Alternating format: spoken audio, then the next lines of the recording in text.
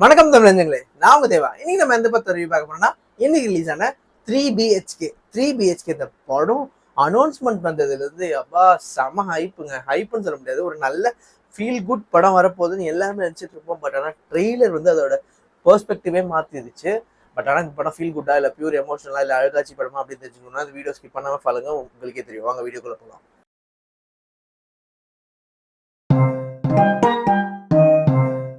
First 3BHK இந்த படத்துல சித்தார்த், சரத்குமார், தேவயானி, மேத்தா ரகுநாத், அதுக்கப்புறம் வந்து சைத்ரா, அதுக்கப்புறம் நிறைய பேர் நடிச்சிருக்காங்க. ஆனா இவ்வளவு பேர் நடிச்சிருந்தாலும் இது இவங்க 4 பேரை பத்தி நினைக்கிறாங்க. அதாவது மெயினா சித்தார்த், சரத்குமார், தேவயானி, அப்புறம் மேத்தா ரகுநாத். அதாவது ஒரு சின்ன ஃபேமிலி, ஒரு நியூக்ளியர் ஃபேமிலின்னு சொல்லுவாங்க. அந்த மாதிரி தான் ஒரு ஆவரேஜான மிடில் கிளாஸோட லைஃபை எவ்வளோ அழகா எடுக்க முடியுமா அவ்வளோ சூப்பராக காட்டியிருக்காரு டேரக்டர்.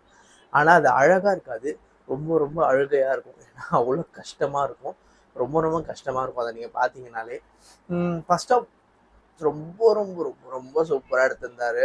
ஒரு ஒரு சீனுக்கும் அந்த மியூசிக், அப்பா யாரையா நீ பாம்பே ஜெயஸ்ரீயோட பையன் நினைக்கிற அப்படிதான் நினைக்கிறேன். அவங்க அந்த சிங்கரோட பையன் தான் நினைக்கிறேன், அம்ரித் ரஹ்மான். சூப்பர் மியூசிக்குங்க, சான்ஸே இல்லை. அந்த மியூசிக் அது வரும்போது நமக்கு ஒரு மாதிரி அப்படியே ஒரு மாதிரி பயங்கர எமோஷனலாக இருக்கும்.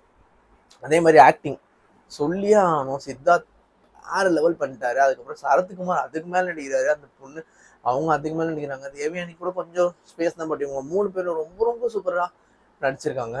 அதுக்கப்புறம் வந்துட்டு இந்த படத்தை யோகி பாபு ஒரு சின்ன ரோல் தான், அதெல்லாம் ஒன்றும் பெருசாக இம்பாக்ட்லாம் இருக்காது.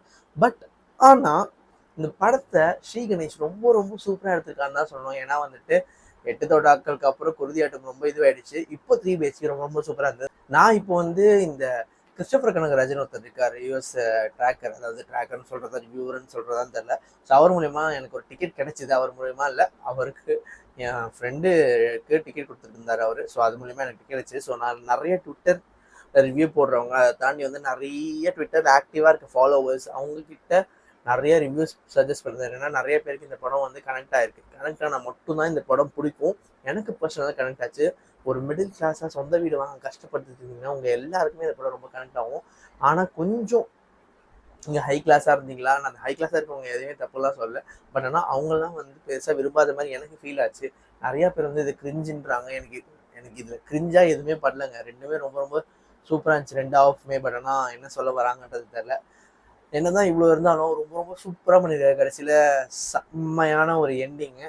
பட் செகண்ட் ஹாஃப்ல கொஞ்சம் லேக் இருந்தது. லேக் இந்த சென்ஸ் நான் என்ன சொல்றேன்னா, அந்த சீன்ஸ் வந்து ரிப்பீட்டேட்டிவா இருந்ததுனால நிறைய பேர் கொஞ்சம் இதுவாக இருந்திருக்கும். பட் ஆனால் படம் ரொம்ப ரொம்ப சூப்பராக இருந்துச்சுங்க. கண்டிப்பாக தேட்டரில் போய் பார்க்கலாம். நீங்கள் வீட்டோட போனீங்கன்னா கண்டிப்பாக உங்கள் வீட்டில் ஒரு மாதிரி உங்களை பார்ப்பாங்க. நீங்கள் ஒரு முதல் பையனாக இருந்தீங்கன்னா கண்டிப்பாக உங்களுக்கு அந்த ஃபீலிங் தெரியும். ஏன்னா எப்போடா வீடு வாங்க போகிறேன், எப்போ இது பண்ண போகிறேன், எப்போ அது பண்ண போகிறேன், வீடு இல்லாத ஒரு மிடில் கிளாஸ் பையனாக இருந்தீங்கன்னா உங்களுக்கு இந்த ஃபீலிங் ரொம்ப ரொம்ப இதுவாகும். அதே மாதிரி படம் ரொம்ப ரொம்ப உங்களுக்கு பிடிக்கும்.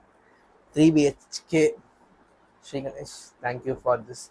ஏன்னா நீங்கள் 8 தோட்டங்கள் கொடுக்கும்போது கூட அந்த மாதிரி படங்கள் யார் வேணால் கொடுத்துடலாம். பட் ஆனால் 3BHK மாதிரி ஒரு படம் ஆஃப்டர் பாலு மகேந்திராவோட வீடுக்கு அப்புறம் இந்த மாதிரி ஒரு படம் எடுக்கிறதுலாம் சான்ஸே இல்லைங்க. ரொம்ப சூப்பராக வெறும் ஒரு வீடு வாங்குறது தான் கதை. ஆனால் அதில் அவங்க படுற கஷ்டங்கள், அவங்க படுற நஷ்டங்கள் எல்லாமே ரொம்ப ரொம்ப சூப்பராக சொல்லியிருந்தாரு.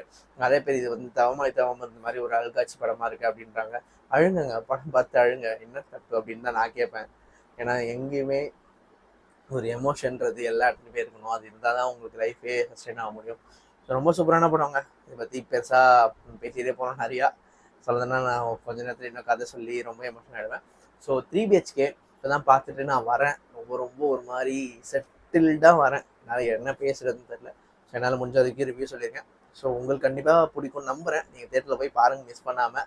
நான் அந்த ப்ரொடியூசர் வந்திருந்தார் கடைசியாக. ஸோ அவர்கிட்டையும் நான் நல்லா எடுத்திருக்கீங்க அப்புறம் படம் அப்படின்னு. மாவீரன் எடுத்தவர் தான் சாந்தி டேக், அருண் விஸ்வா. ஸோ ஓவராலாக 3BHK இந்த படத்துக்கு நம்ம சேர்ந்து கொடுக்குற ரேட்டிங் 100க்கு 95. ஸோ இந்த வீடியோ உங்களுக்கு பிடிச்சதுனா லைக் பண்ணுங்கள், ஷேர் பண்ணுங்கள், மறக்காம சப்ஸ்கிரைப் பண்ணிவிடுங்க. கீழே இருக்க பெல்ட்னா அவங்க வந்துடாதீங்க.